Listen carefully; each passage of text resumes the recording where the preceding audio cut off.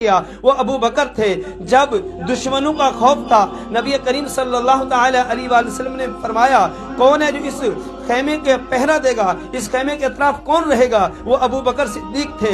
लोगों ने देखा अबू बकर सरकार मदीना के दाएं आगे पीछे हर तरफ से घूम रहे हैं। लोगों ने पूछा, ऐ अबू बकर ये क्या माजरा है? फरमाया, मैं नहीं चाहता आका पर कोई हमला करे और मैं सुस्ती में रह जाऊं, इसलिए मेरी कोशिश है दाएं से हमला करेंगे तो दाएं चला जाऊंगा, बाएं से हमला करेंगे तो बाएं चला जाऊंगा, सामने से हमला करेंगे तो सामने चला जाऊंगा, पीछे से हमला करेंगे तो पीछे चला जाऊंगा।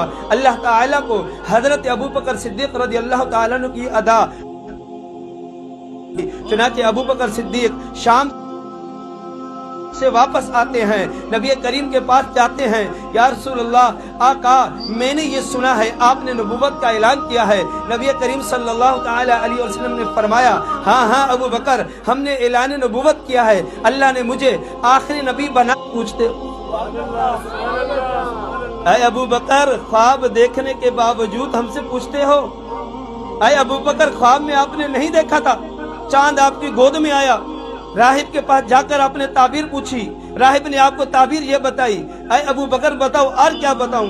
हजरत अबू बकर सिद्दीक कलमा पढ़कर इस्लाम में दाखिल भी होते हैं, सरकार के कदमों में अपना सर भी रखते हैं।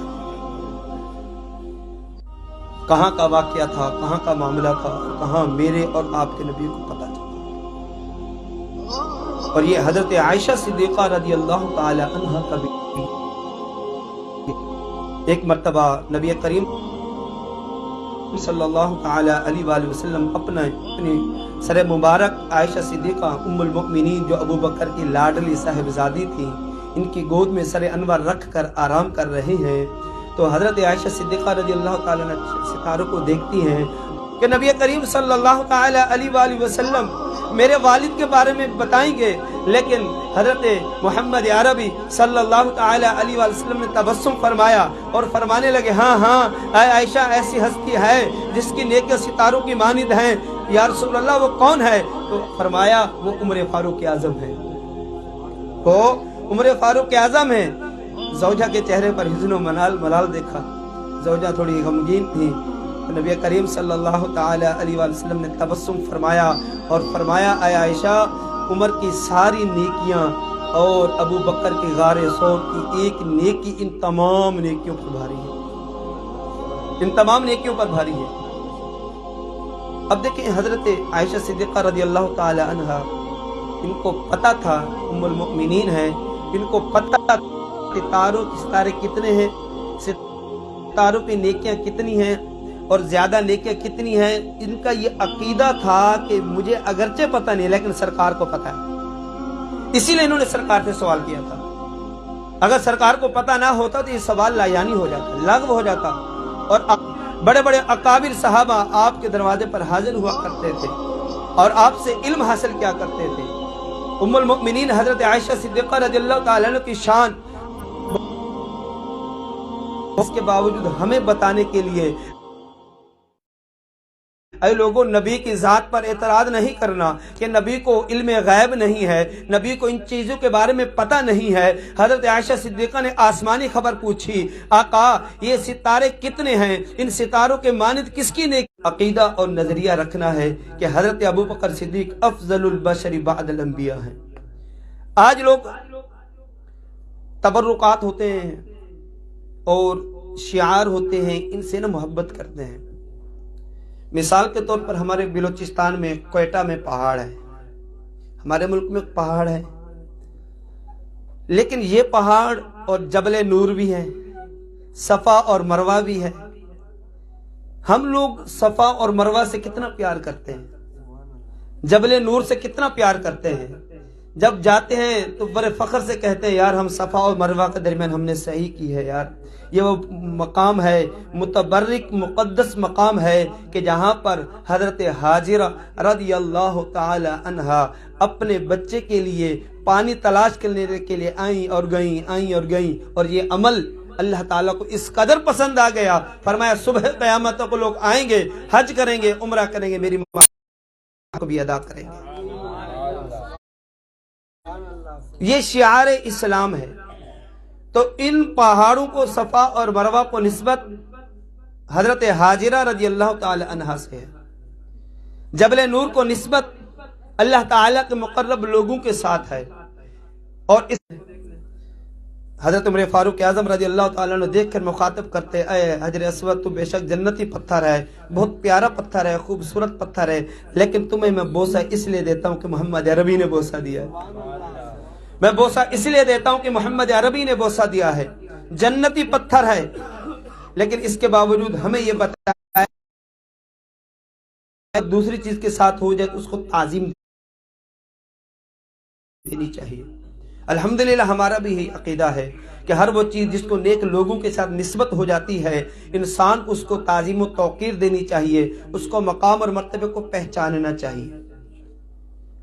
आज हम देखते हैं मुबारक समझते हैं किस लिए कि ये जुल्जिना की निस्बत कहते हैं इमाम हुसैन के घोड़े के साथ है। ये जुल्जिना की निस्बत हमें इस पर एतराज नहीं है। जुल्जिना की निस्बत ये कहते हैं कि ये इमाम हुसैन के घोड़े के साथ इसका ताल्लुक है। हम उनसे पूछते हैं क्या ये इमाम हुसैन ने इस जुल्जिना के ऊपर सवारी की थी? इमाम हुसैन ने इस जुल्जिना, ये जो घोड़ा है जिसको तुम इतनी अहमियत देते हो, मुतबर्रिक समझते हो, इज्जत की निगाह से देखते हो, माज़अल्लाह बाद मन्नतें भी मानते हैं, भोले भाले सुन्नी भी पहुंच जाते हैं इल्म की कमी की वजह से। तो ये अमल करना, तुम इस बुनियाद पर ये अमल करते हो कि ये ना ये वही घोड़ा है, ना ये उसके ख़ानदान का है, बल्कि सदियां गुजर गईं, वो जुल्जिना वो जो इमाम हुसैन ने जिस पर सवारी की थी वो ख़त्म हो गया, इस चीज़ का इकरार करते हो, फिर भी तुम इसको इतनी रिस्पेक्ट देते हो, अदब करते हो, ताज़ीम और तौक़ीर करते हो।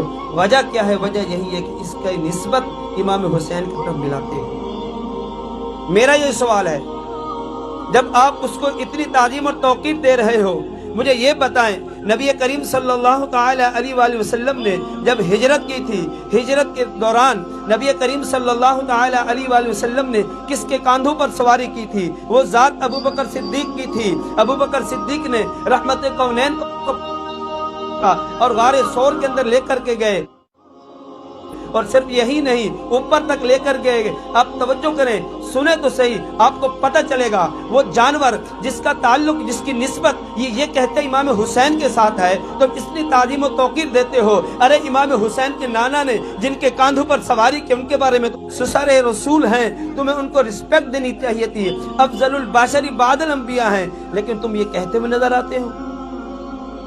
अली अल मुर्तज़ा से मुताल्लिक कि अली अल मुर्तज़ा को हिजरत की रात बिस्तर अता करके मोहम्मद मुस्तफ़ा ने फैसला कर दिया, और आज का मुसलमान ये तरतीब के चक्कर में है। आइए मैं आपको इसका भी बताता हूँ।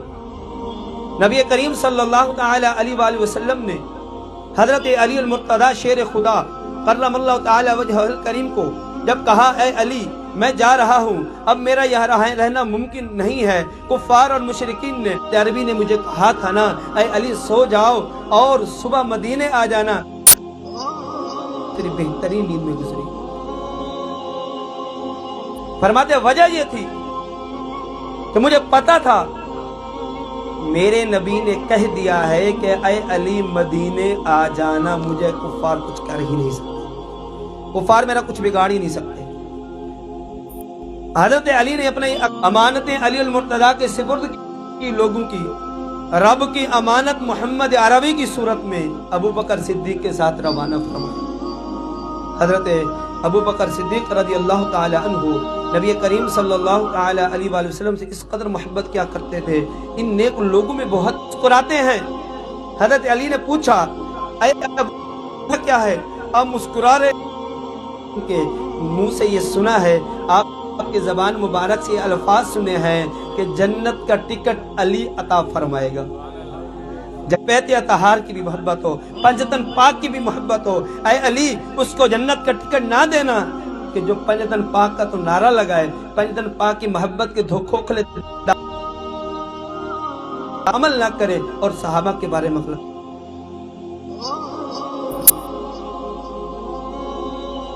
हजरत अबू बकर सिद्दीक रज़ी अल्लाह ताला अन्हु ने ये कहा, हजरत अली अल मुर्तज़ा की आंखों से आंसू आते हैं। ये इन अल्लाह वालों का ये अंदाज है, ये हमें बताते हैं اے لوگوں، ان لوگوں میں کتنی محبت. اے لوگوں، قدر والے جانتے ہیں قدر والوں کی قدر کو.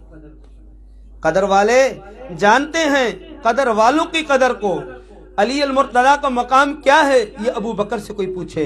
ابو بکر کا مقام کیا ہے یہ علی المرتضیٰ سے کوئی پوچھے. نبی کریم صلی اللہ تعالی علیہ وآلہ وسلم نے جب دین اسلام کی دعوت شروع کی اور حضرت ابو بکر صدیق رضی اللہ تعالی عنہ آپ کو دیکھتے تو عرض کرتے یا رسول اللہ میری خواہش ہے اب ہم علی اعلان عبادت کریں. ہم سچے نہیں ہیں. نبی کریم صلی اللہ تعالی علیہ وسلم نے فرمایا ہم سچے ہیں. تو فرمایا آقا میں چاہتا ہوں اب علی اعلان عبادت کریں. حضرت ابو بکر صدیق کعبے میں جا کر کے عبادت کرنے کے لیے کھڑے ہوتے ہیں. کفار اور مشرکین آپ کو مارنے کے لیے دوڑتے ہیں اور آپ کے لو لوہان کر دیتے ہیں، اتنا شدید زخمی کر دیتے ہیں، چادر کے اندر پیک کرتے ہیں. یہ سمجھ بیٹھتے کہ ان کا انتقال ہو چکا ہے، گھر میں چھوڑ کر آ جاتے ہیں. جیسے ہی ابو بکر صدیق رضی اللہ تعالیٰ عنہ بیدار ہوتے ہیں، آنکھ کھلتی ہے، زخموں سے بدن چور ہے، بالکل تکلیف میں نڈھال ہو رہے ہیں، لیکن اپنی ماں سے پوچھتے ہیں میں اس وقت تک پانی نہیں پیوں گا، میں اس وقت تک کھانا نہیں کھاؤں گا جب تک میں آمنہ کے لال کا دیدار نہ کر لوں، جب تک میں آمنہ کے لال کو دیکھ نہ لوں. ماں نے ابھی اسلام قبول نہیں کیا تھا. کہتے ٹھیک ہے چلتے ہیں، ٹھیک ہے چلتے ہیں. تو ماں لے کر کے جاتی ہے اور نبی کریم صلی اللہ تعالی علیہ وآلہ وسلم کے حضور حاضر ہوتی ہے. ابو بکر صدیق دل میں یہ دعا بھی کرتے ہیں اور نبی کریم صلی اللہ تعالی علیہ وآلہ وسلم کی بارگاہ میں عرض بھی کرتے ہیں یا رسول اللہ یہ میری ماں ہے، اس کے لیے دعا کیجئے اللہ اس کو جنت میں داخلہ عطا کرے، مقصد اسلام میں داخل ہو جائے. نبی کریم صلی اللہ تعالی علیہ وآلہ وسلم نے دعا دی. ابو بکر صدیق رضی اللہ تعالیٰ عنہ کی والدہ محترمہ کلمہ پڑھ کر دائرہ اسلام میں داخل ہو گئی. اچھا یہ ابو بکر صدیق وہ صحابی رسول ہیں جن کے والد بھی صحابی تھے، جن کا بیٹا بھی صحابی تھا، جن کا پوتا بھی صحابی تھا. اتنی بڑی عظمتوں اور رفعتوں کے مالک تھے. تو ابو بکر صدیق رضی اللہ تعالی عنہ کی والدہ محترمہ اس دن کے بعد اسلام کے اندر داخل ہو گئی اور دین اسلام کی آبیاری کے لیے اپنا کردار ادا کرنا شروع کر دیا. حضرات محترم ابو بکر صدیق رضی اللہ تعالی عنہ نبی کریم صلی اللہ تعالی علیہ وآلہ وسلم سے والہانہ عشق و محبت کیا کرتے تھے. یہی وجہ ہے پیارے آقا صلی اللہ تعالی علیہ وآلہ وسلم غزوہ تبوک ہو، حنین ہو، بدر ہو، جو معرکے ہوئے، جو غزوات ہوتے رہے، نبی کریم صلی اللہ تعالی علیہ وآلہ وسلم پہ یہ جان سر صحابی ہر وقت نبی کریم کے ساتھ ساتھ رہا. ایک مرتبہ نبی کریم صلی اللہ تعالی علیہ وآلہ وسلم نے پوچھا اے ابو بکر بتا تو صحیح آپ کو کون سا عمل پسند ہے؟ فرمایا یا رسول اللہ الجلوس بین یدیک، میری سب سے بڑی خواہش یہ کہ میں آپ کی مجلس میں بیٹھا رہوں، میں آپ کی مجلس میں بیٹھا رہوں. انظر الی وجہ الیک، آقا میں آپ کی مجلس میں بیٹھوں اور آپ کے چہرے منور کا دیدار کرتا رہوں، آپ کے چہرے کی زیارت کرتا رہوں. میری سب سے بڑی خواہش یہی ہے کہ میں آپ ہی کو دیکھتا رہوں. اے ابو بکر اور کیا خواہش ہے؟ فرمایا انفاق مالی الیک، اپنے مال کو آپ کے اوپر خرچ کرنا، اپنے مال کو آپ کے اوپر خرچ کرنا. یا رسول اللہ یہ میں چاہتا ہوں. نبی کریم صلی اللہ تعالی علیہ وآلہ وسلم نے آپ توجہ تو کریں ساری کی ساری ان خواہشوں کو قبول کیا، ایسی مجلس عطا کی تا صبح قیامت تک. سب سے پہلے محمد عربی اپنی قبر منور سے بیدار ہوں گے، کھڑے ہوں گے اور ایک طرف صدیق اکبر ہوں گے اور ایک طرف عثمان غنی عمر فاروق اعظم ہوں گے. صبح قیامت تک مجلس میں رفاقت عطا کر دی، اپنا سارا مال لٹاتے رہے. ایک شخص وہ ہے جو اپنا مال کسی کے اوپر خرچ کرتا ہے. مثال کے طور پر میرے پاس 1000 روپے ہیں، اب سامنے والا ایک سائل آ گیا، مجھے پتہ یہ میری ضرورت کے 1000 روپے ہیں، لیکن میں نے وہ اپنے اوپر اس کو ترجیح دیتے ہوئے یہ 1000 روپے اس کو دے دیے، اپنے اوپر اس کو ایثار کر دیا، قربان کر دیا، اس کو ترجیح دے دی، اپنا مال اس کو دے دیا نا، یہ اللہ تبارک و تعالیٰ کو بہت زیادہ پسند ہے. اور ایک شخص ہے کہ جس کے پاس 1,00,000 روپے ہے، اگر اس نے 50,000 کسی کو دے دیے نا، اگرچہ کوانٹٹی کے اعتبار سے زیادہ رقم ہے لیکن چونکہ اس کے پاس موجود ہے بقیہ 50,000 روپے، تو اس نے اتنا بڑا وہ کام نہیں کیا ہے. ایک بندے کے پاس تھا یہ 1000 روپیہ، اس نے وہ بھی دے دیا. ابو بکر صدیق ایسی ہستی تھے، پیارے آقا صلی اللہ تعالی علیہ وآلہ وسلم نے غلاموں کو کہا کہ مال لے کر کے آؤ، دراہم و دنانیر لے کر آؤ، غزوہ تبوک ہے، مسلمانوں کے پاس مال نہیں ہے، جنگ کا موقع ہے۔ نبی کریم نے جب یہ صدا بلند کی، سارے صحابہ مال لے کر آتے ہیں، ابو بکر فرماتے ہیں، ابو بکر کہتے ہیں آج تو نبی کریم صلی اللہ تعالی علیہ وسلم کی بارگاہ میں گھر کا سارا مال پیش کر دوں گا۔ عمر فاروق اعظم کہتے ہیں اس سال مجھے کاروبار میں ٹھیک ٹھاک بینیفٹ ہوا ہے، کاروبار اچھے اٹھان پکڑی ہے، مال ٹھیک ٹھاک ہے، نفع اچھا ہوا ہے، اپنے مال کا نصف لے کر جاؤں گا۔ ابو بکر سے نیکیوں کے معاملے میں، نیکی کے بارے میں، نیکیوں کے حوالے سے آج میں سبقت لے جاؤں گا، ابو بکر صدیق سے آج میں آگے بڑھ جاؤں گا، یہ سوچ کر کے نیکیوں میں حریص ہوا کرتے تھے، نیکیوں میں حریص ہوا کرتے تھے۔ یہ نیکیوں کی حریص ہمارے اندر بھی ہونی چاہیے۔ یار اس نے وہ محفل کرے، اس نے وہ محفل کرائی، میں بھی تو کرا لوں۔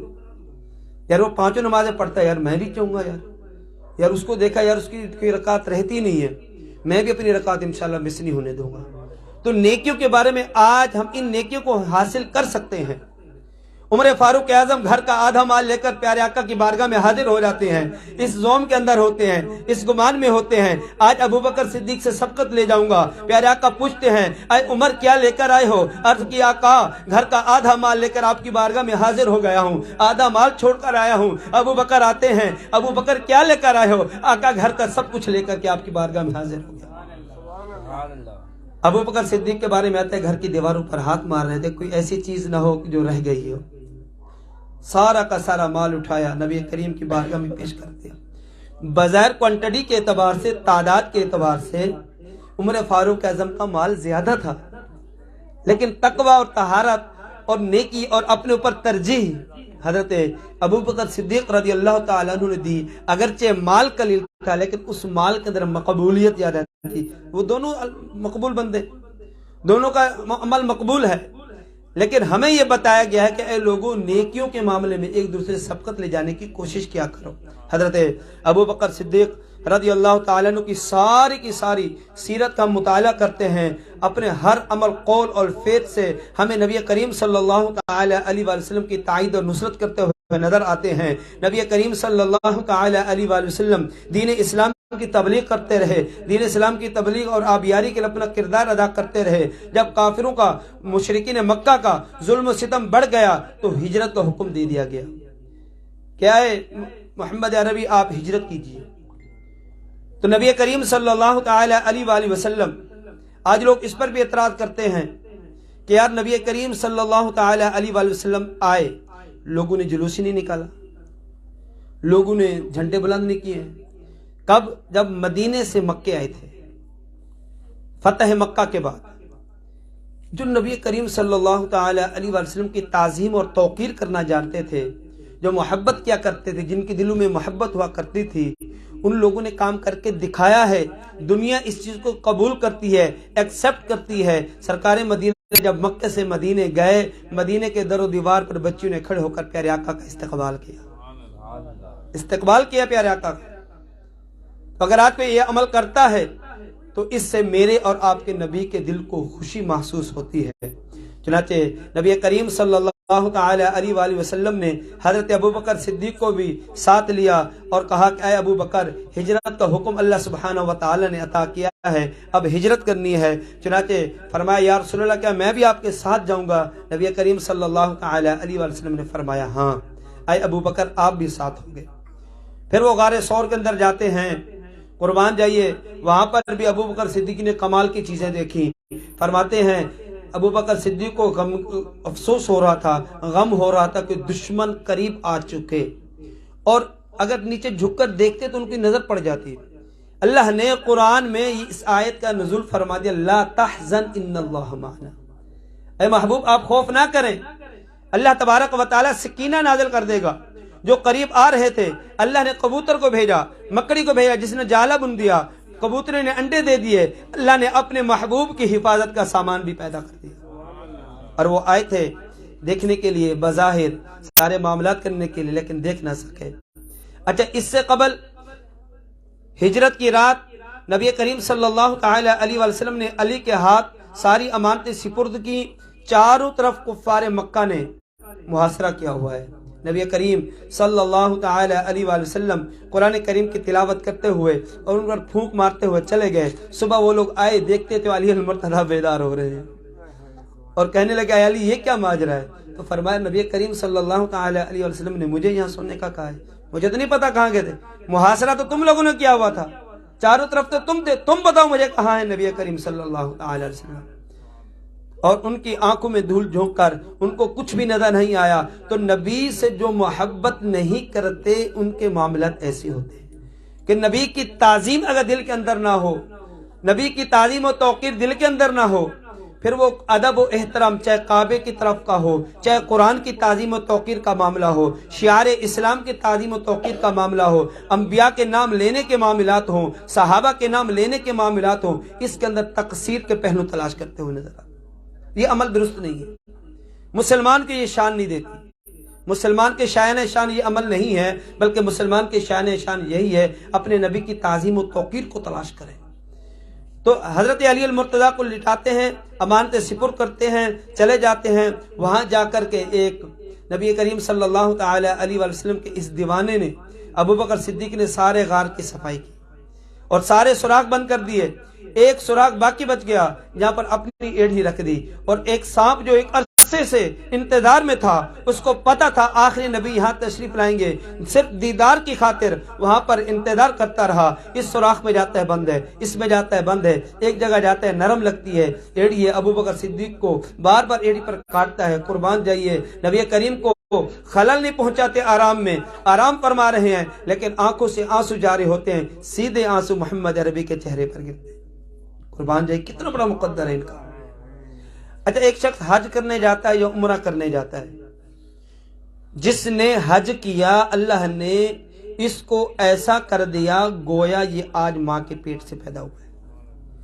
من زار قبری وجبت لہو شفاعتی, کہ جس نے میری تربت کی زیارت کی اس کے لیے میری شفاعت واجب ہو گئی. ہم یہ سن چکے کہ ہم جس نے مقبول حج کر لیا, اللہ نے قبول کر لیا, گناہوں سے پاک ہو گیا. اعلیٰ حضرت رحمت اللہ تعالی علیہ, قربان جائیے, اتنے دیوانے تھے, اتنے نبی سے محبت کیا کرتے تھے.